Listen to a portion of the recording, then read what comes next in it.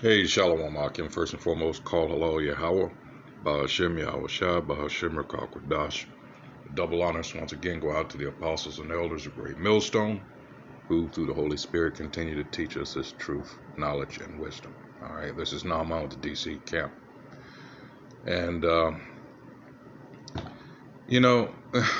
article here poses a question, but in general, all right, you Jakes need to ask yourself, all right, when you consider what racism truly is, first you have to know what that is, and that it is a team sport. And we, as a people, are not a team, all right, in that respect. All right, so from what I've seen of this individual, I even did a video concerning him. I guess it's been a couple of years now. Time flies so fast. Where Jake on the street just dressed him down, and exposed him for what he really was. It says, is Steven Crowder racist? It says, comedians tirade against black farmers, has internet calling out blatant racism. All right, you know this recently passed stimulus bill included an allocation for funds to go to so-called black farmers who have in the past been screwed over, all right, terribly. There's no question about that. But these idiots on this broadcast didn't see it this way, all right? So I'm just gonna skip through all the reading it and just let you hear it. All right, here's this asshole here. All right, here we go. I don't know where you find this many farmers of color, but they did, and $5.2 billion are being allocated exclusively for colored farmers. Farmers of color, roll the tape. We begin today's show looking at a major provision in President Biden's $1.9 trillion COVID relief bill that aims to address decades of discrimination against Black, Hispanic, Native American, and Asian American farmers who've historically been excluded from government agricultural programs. The American Rescue Plan sets aside $10.4 billion for agriculture support and allocates about half the funds to farmers of color who are, quote, subjected to racial or ethnic prejudice because of their identity as members of a group, unquote. The U.S. Commission on Civil Rights confirmed as long ago as 1965 the U.S. Department of Agriculture discriminated against black farmers, but little was done to address the problem. 100 years ago? Yeah, most happy about the new policy, these people. So, yeah. I'm on buy a plow, man. I'm going to plant that corn. Go get a John Deere. Barack Obama, mother, I'm the president of plowing that ad. You. I thought the last thing they would want to do is be farmers. Wasn't that a big problem for hundreds of years? Yeah. Isn't that why Arsenio Hall called himself the urban man's Johnny Carson? I think so. Yeah, I don't know. Are people lining up out in the middle of cornfield, Iowa for new dunks? How would you prove this, by the way? Like, how would you prove that you've been discriminated against? You don't have to. You just Well, I didn't get that loan. Sir, you had no credit. Let me pause this for a second. You see, the popular question always to something like this is, how do you prove this when it comes to us? How do you prove? How do you prove? How do you prove? All right. And it's like we try to tell you, Jakes, don't count on getting anything from this devil, because he's always going to try to make an excuse for why he shouldn't. All right. They are our reparations when you understand the scriptures. All right. They're going to get double because of what they did to us. What did they do to us? All right. They built up enormous wealth off of our backs, profited from our blood, sweat, and tears, all right, and built this empire, all right. Shitty though it may be, it's still an empire. So guess what's going to happen to them? That's why we don't worry about Federal Reserve notes, and, well, while they last, enjoy them, because what's going on now is the process of them doing away with FRNs and physical currency as you know it. All right, so let's continue. Credit. Well, that should not have stopped me from getting the loan. I planted a Hennessy tree, but it's not growing. Well, technically it did grow, but that shit ain't XO. I put it in the ground. I planted a VSOP XO tree. I'm getting in some niche esoteric cognac humor, motherfucker. Don't white people just go to their neighborhoods and build urban farms and ruin their communities? Isn't that That's how it works? In Detroit. Turns out the soil content is a high level of meth. Yeah, crazy. Whoa. Wow, I didn't know. That and teeth. There's random teeth littered everywhere. And by the way, pain in my arugula. See? There you go. That's what they really, really think of you. And guess what? That was all planned through your television and movies and etc. So I'm going to skip to an article here, and it's called, whoops. No, it's not called whoops, but it's from redstate.com. It's called The Cold Hard Truth About Black Culture. You heard them making mockery, all right? Talking about, the gold teeth, the Hennessy, and stuff like that, all right? And that's what's portrayed, or how our people are portrayed in media, all right? Have been. Guess by who?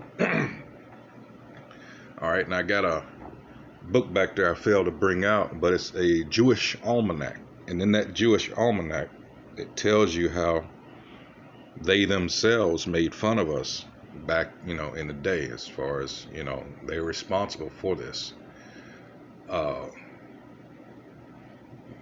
They rub elbows with, especially with our so-called, I'm going to say religious leaders, because they're not our spiritual leaders in any sense of the word. Making sure that, and that's what's prompting this latest deal with Vocab Malone. He never stops. Now you've got, I guess, NFL team chaplains or something like that are concerned about our people, coming back to their heritage. So they've reached out to this clown, Vocab Malone, so that now he can try to, run some interference or something. I don't know. But that just tells me that we're on the right track. Otherwise, why would they be so concerned? If it was some Islam or some Buddhism or other crap, there'd be no concern. See, what's happening is they're losing their grip on our people's minds, all right? And that's the big thing. The physical shackles were taken off, but the shackles on the mind are more important, all right? And they're losing their power. And, hey, that scares the shit out of them. Also, these prophecies that are coming to pass, all right? And that goes a long, long way in identifying who's who and who's not, all right? So again, this is from redstate.com. It's called Cold Hard Truth About Black Culture. It says one of the biggest and longest enduring problems that prevents the black community as a whole. Well, let me get a scripture before I get into this. I went way too long without one. And it's simple. I'll stay in the book of Jeremiah here. But this is what a lot of you continue to do with jackasses like these Edomites, all right? They smile on your face, all right, but you're concerned with how they think of you, and you're trying to see. There's no how am I going to say this? Just say it. These people hate you. This goes way back. This is all about the birthright. All right, you have to understand the players.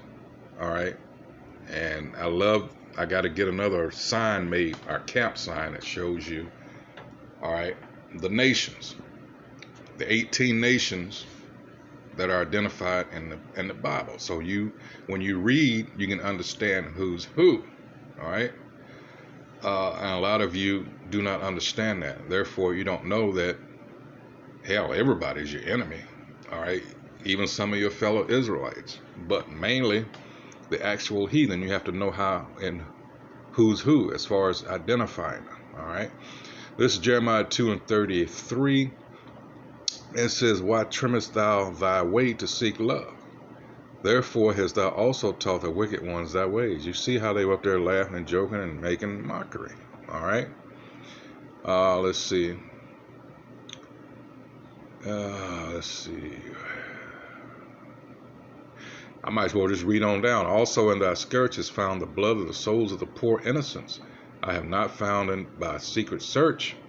But upon all these, yet thou sayest, because I am innocent, surely his anger shall turn from me, and it's not. Behold, I will plead with thee, because thou sayest, I have not sinned." And Sirach 12:10 tells you never trust your enemy. All right. 36. "Why gaddest thou about so much to change thy way? Thou also shalt be ashamed of Egypt, as thou wast ashamed of Syria." And you have to know the history about that, because in Isaiah 30:31, it tells you about how we sought help. And this was our chief enemy, Egypt. All right. And of course, they were going to screw us over. All right. It tells you that in Lamentations 4:17, you know. We saw help from, I'm paraphrasing here, from a nation that could not or would not. All right. It's a quote from the movie Hannibal. What was the character's name played by that great actor?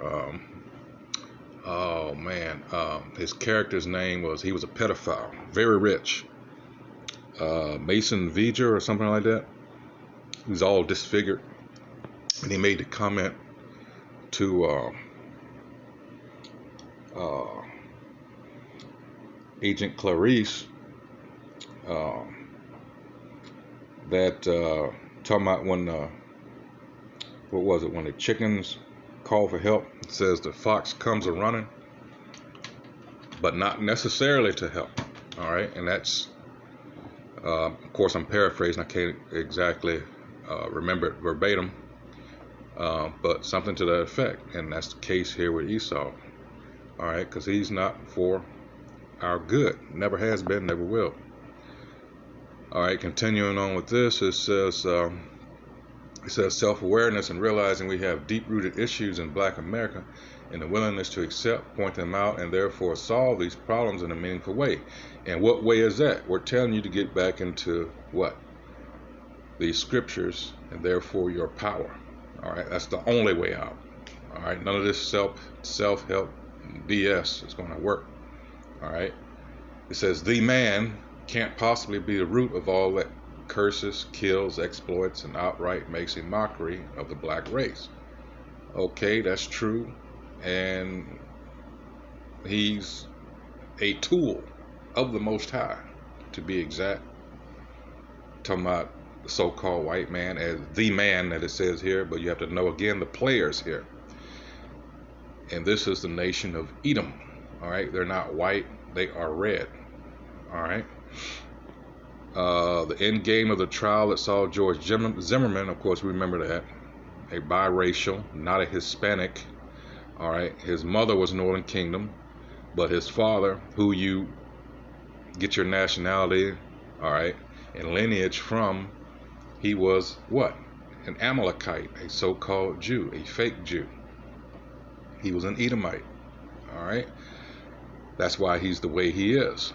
But he has the features of his mother, which is Northern Kingdom. She is actually more than likely an Israelite. All right. Goes on, the next paragraph says, but unlike 85% of black people in America and many white people who suffer from white liberal guilt, I'm not the least bit angry or dissatisfied with the verdict. All right.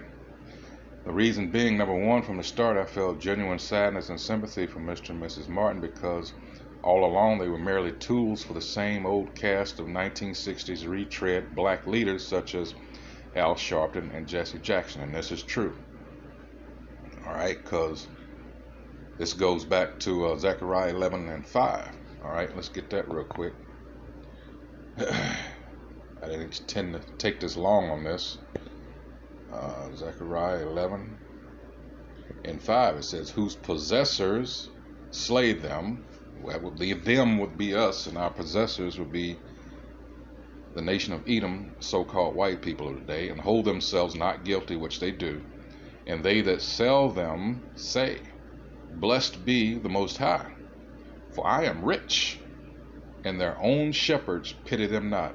And Al Sharpton and these other clowns, all right, identify as our shepherds, and they pity us not, all right.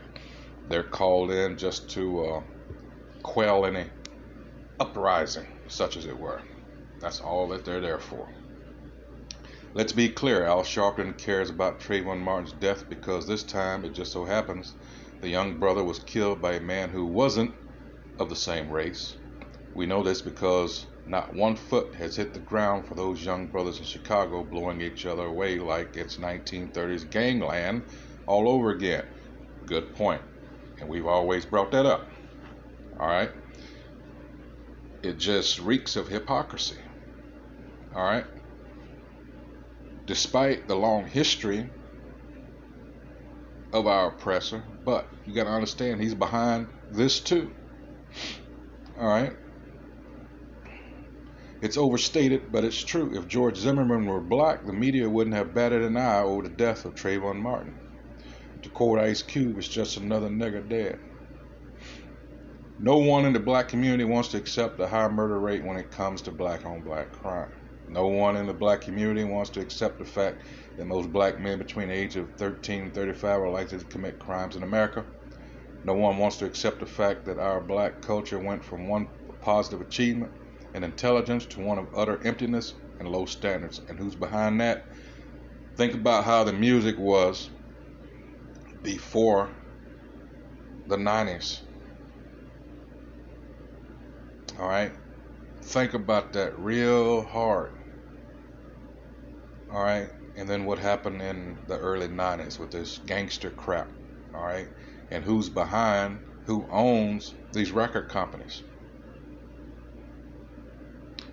You don't see the same thing promoted across any other genres of music, all right? Encouraging others to kill their own, like you see in rap as we know it, a gangster rap as we know it now. Exactly, that's my point. You think that if one of these rappers will start rapping about killing Edomite so-called white people, you think that that would get out? You got to understand the tools of the devil here, all right? Well, we can march in our, speaking of the Klan, we can march in our white robes and things of that nature, but why do we have to kill you now? Why don't we have you do it to yourselves? See, there you go. You got rappers on Twitter mad over the verdict, yet these same rappers glorify black-on-black violence and ignorance. Just what I said. How many young black men died trying to imitate one of their favorite rappers' songs? We went from Eli Whitney, Booker T. Washington, Frederick Douglass to Snoop Dogg, Tupac, and Lil Wayne. This is how it works. The artist perpetuates the stereotypes with the baggy pants, gold teeth, and a funky mouth, the chains, the blunt smoke, filling the air at the studio, the scoochies dancing half naked, you and your boys throwing up money that ain't yours, driving cars you leased, living in a mansion you rented because the record company owns it all because they own the artist. Meanwhile, young black boys on the south side of Chicago and Los Angeles on the north side here in St. Louis, where I'm from, they try to live this manufactured thug life, which is nothing but studio gangster rapper thug living when it comes to these soft ass tissue rappers. And that's it in a nutshell. All right. Meek Mill glorifies all that should be rejected by black people, but he's accepted because he gave every teenager at the high school new sneakers. See how easy it is to buy, Jake? See?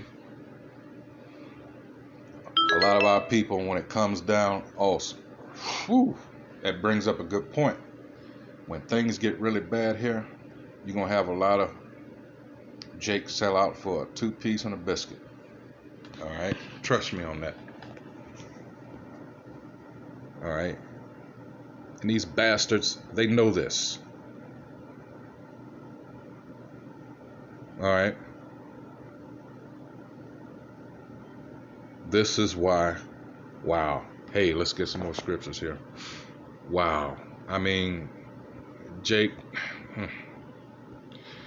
this is Isaiah 30, verse 12. It says, wherefore thus saith the Holy One of Israel, because ye despise his word, which our people do.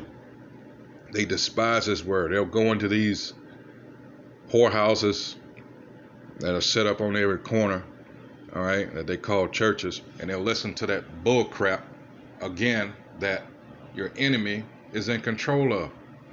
Because where do the majority of these people go that call themselves preachers in our community, all right, to get instruction in the Bible? They go to the enemy. All right? And learn all these fancy words which mean nothing at all. You have to understand that 1 Corinthians 1st chapter from 18 on down is telling you that, all right, this thing was not given to the so-called prudent and wise of this world, all right, the understanding. And then in Acts 17th chapter, all right, you know, Mars Hill and all that is telling you that the prophets were perceived as what? Unlearned men. All right, it's in several places in Acts. All right, so again, it didn't say that when you go to Daniel 12th chapter, all right, and the books being sealed until the end time and then they will be open. It didn't tell you that you would have to go to your enemy's colleges and seminary schools and things of that nature. All right, it was strictly for Israelites. And that's what people aren't understanding, all right, because of the lies from your enemy here. It says, Isaiah 30 and 12, wherefore thus saith the Holy One of Israel, because ye despise his word and trust in oppression and perverseness and stay thereon, therefore this iniquity shall be to you as a breach ready to fall, swelling out in a high wall, whose breaking cometh suddenly at an instant. All right, and he shall break it as the breaking of the potter's vessel that is broken pieces. He shall not spare, so that there shall not be found in the bursting of it a sure to take fire from the hearth, or to take water withal out of the pit. All right, so what's going to happen? You have put off for so long, I'm talking about you Jakes now, all right, straddling the fence, all right, or just rejecting it all the way to, you know, fanning your hand. You pass by the camps, all right, and we're just trying to tell you, all right, what's really going on here, and you're steadily rejecting it. All right, time is short. All right, let's see. And as far as your enemy goes here, with the things that he's doing, oh, I love this one here. This is James 2 and 13. It says, for he shall have judgment without mercy, that hath showed no mercy. All right, and mercy rejoiceth against judgment. It's a classic case of laugh now, cry later. And they will be doing a hell of a lot of crying. All right. All right, so with that, I've gone way over my allotted time. I didn't intend to spend, as usual, all right, the amount of time on this. But, yeah, this idiot here, here it is. Steven Crowder, remember that face, straight up racist. All right, I had something else I was going to go into, but it would take far too long, about the history of the so-called black farmer and how they were screwed out of their lands. And this is just in the earlier part of the 20th century, all right? From the turn of the century up until like the 1960s, All right. It's really sad, and assholes like this make fun of it. That's what they're doing. All right, so with that, I hope whoever views this is edified. Of course, it's what we aim to do here, and this is all in the hopes of waking up the remaining hopefully elect. So with that, shalom.